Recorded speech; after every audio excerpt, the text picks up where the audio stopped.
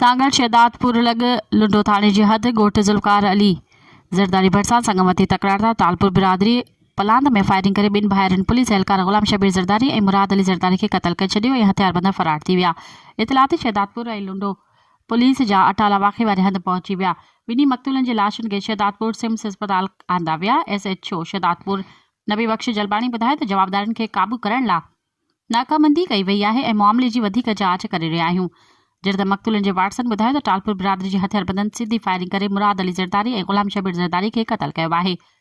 वाज़े रहे त 2 महीना अॻु शहदादपुर शहर विच में ज़रदारी बिरादरी जी मोटरसाइकिल सवार हथियारबंदनि पीछो करे ज़ुल्फ़कार टालपुर खे क़तल करे छॾियो हो, जंहिंजे पलांद में टालपुर अॼु फायरिंग करे ज़रदारियुनि जा 2 हमराह क़तल करे छॾिया आहिनि।